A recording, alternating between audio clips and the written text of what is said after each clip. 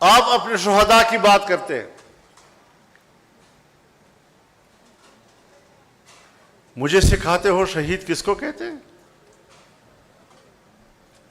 مجھے سکھاتے ہو شہید کا مقام کیا ہے؟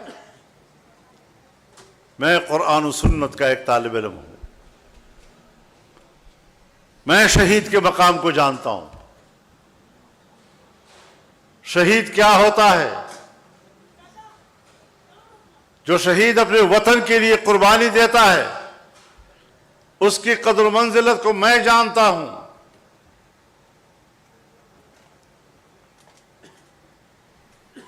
آپ مجھے اس کی قدر و منزلت نہ سمجھائیں، میں تمہیں جانتا ہوں کہ تمہارے نظر میں اپنے شہید کی کیا قدر و قیمت ہے۔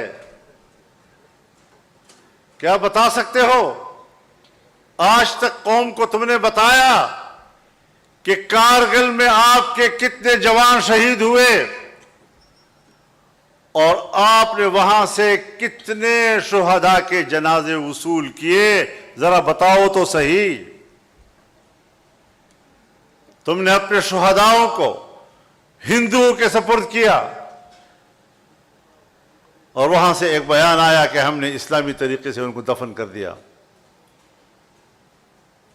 ان کی تعداد مختلف بتائی جا رہی ہے، لیکن ہے سینکڑوں میں۔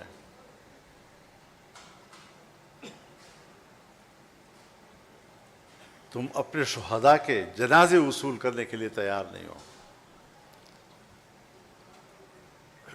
تم نے اپنے جنازے ہندوؤں کے حوالے کیے۔ کرنل شیر خان اگر ہمیں ملا، ہندوستان کے اصرار کے بعد ہم نے ان کا جنازہ وصول کیا ہے۔ اب تم لوگوں نے کی ہے، آپ اب اپنے جرائم کو چھپانے کے لیے شہداء کے اوٹ میں چھپنے کی کوشش کرتے ہو۔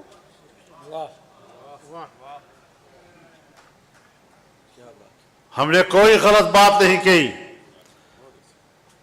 پاکستان ایک ادارہ جاتی ملک ہے اور پوری دنیا ہے۔ ادارے متعین ہیں، ان کا دائرہ کار متعین ہے، ان کا دائرہ اختیار متعین ہے۔ اگر میں نے آپ کو دائرہ کار کے اندر ان کی صلاحیتوں کی طرف آپ کو متوجہ کیا ہے، تو میں اب بھی کہتا ہوں کہ پالیسی ساز لوگوں، سپاہی نے تو آپ کا حکم ماننا ہے، پالیسی ساز تو آپ بڑے ہیں۔ میں آپ کی پالیسیوں سے اختلاف کر رہا ہوں، بڑے ادب و احترام کے ساتھ اختلاف کر رہا ہوں، لیکن آپ میرے بیان کی از خود تشریح کر کے جو میری کردار کشی کرنا چاہتے ہیں اور سمجھتے ہیں کہ فضل الرحمان جھک جائے گا، سرنڈر کر جائے گا، یاد رکھو مجھے اپنے ماں باپ نے سرنڈر ہونے کے لیے نہیں جنا ہے۔ اپنی ذمہ داریوں تک محدود رہنے کی بات کی ہے، اور یہ میں نے پہلی مرتبہ نہیں کی ہے، یہ تو پارلیمنٹ میں اور عام جلسوں میں میں نے بار بار کی ہے۔ قصور والی بات قصوروار ٹھہری۔ اور آپ کو عجیب بات بتاؤں، وہ کلا حضرات ذرا اس پر بھی غور کریں کہ 48 گھنٹے کے بعد ان کو پتہ چلا کہ میں نے یہ بات کہی ہے، اور ایک مولوی صاحب اگلے دن رات کو ایک کھانے پر میرے ساتھ بیٹھا ہے، مجھے مبارکباد بھی دے رہا ہے جلسے کی،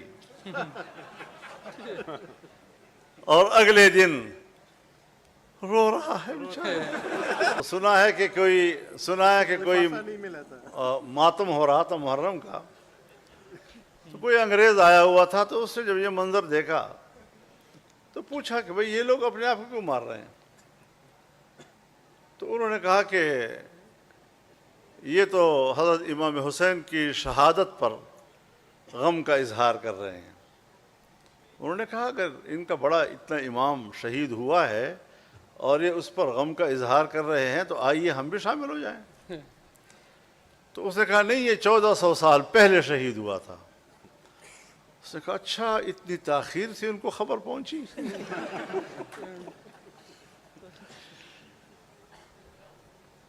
تو یہ ہوتی ہے بدنیتی.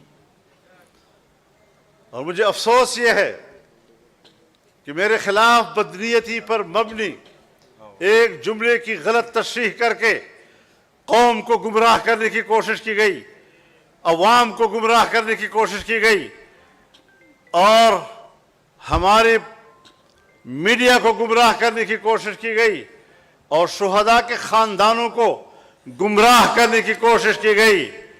میں ان کو بتانا چاہتا ہوں کہ صرف ہم ہیں، الحمدللہ صرف ہم ہیں جنہوں نے ایک سے زیادہ مرتبہ جلسے میں یہ بات کہی ہے کہ اگر میری فوج پر خدا سخت وقت نہ لائے، میرے ملک پر خدا برا وقت نہ لائے، ورنہ جب میری فوج اپنے ملک کی دفاع کرے گی تو ان میرے فقیر اور قربانیاں ہیں. اگر پاکستان کا ایک سپاہی ملک کے لیے قربانی دیتا ہے اور اسی لیے وہ فوج میں بھرتی ہوا ہے، جمعیت علماء اسلام تو فوج نہیں ہے، پھر میرے جمعیت علماء اسلام کے صفوں کے اندر سے بڑے اکابر سے لے کر عام علماء اور طلباء تک 200 سے زیادہ شہید کیوں ہم نے دیے؟ کس کے لیے دیے؟ تم نے اس قسم کی حرکت کر کے جمعیت علماء کے کارکنوں اور ان کی قربانیوں کا مذاق اڑایا ہے، اور اب اس کا رد عمل آئے گا. آپ سمجھتے ہیں کہ ہم پیچھے ہٹ جائیں گے؟ میرے علماء کو شہید کیا، علماء کرام شہید ہوئے، میرے استاد اور میرے شیخ مولانا حسن جان شہید ہو گئے،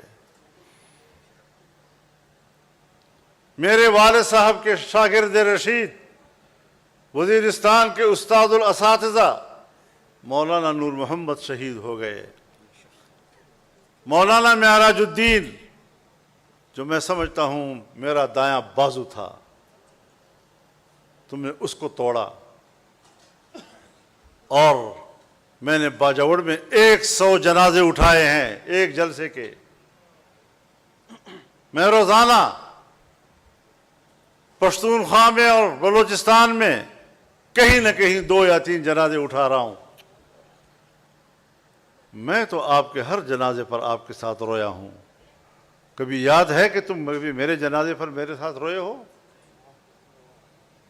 مجھے کہتے ہو تم نے غلط بات کی ہے، میں کہتا ہوں تم نے اپنے شہداء کی بھی تذلیل کی ہے، فوج کے شہداء کی بھی تذلیل کی ہے، ان کے خاندانوں کی بھی تذلیل کی ہے، تم نے میرے شہداء کی بھی تذلیل کی ہے، تم نے ان کی بھی بے توقیری کی ہے.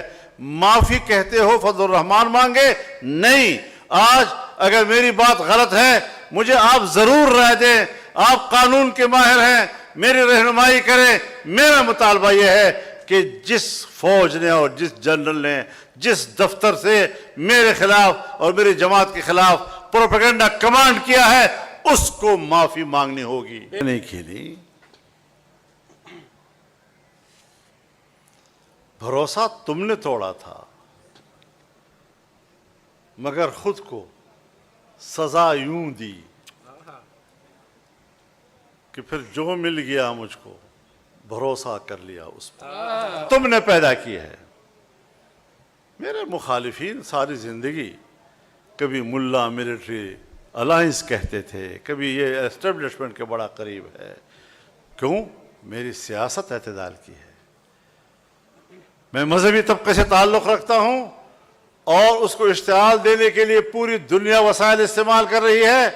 اس ماحول میں رہ کر جب میں اپنے ماحول کے اعتدال کی راہ دکھاؤں گا تو یقیناً کچھ نرمیاں اس کے اندر آئیں گی.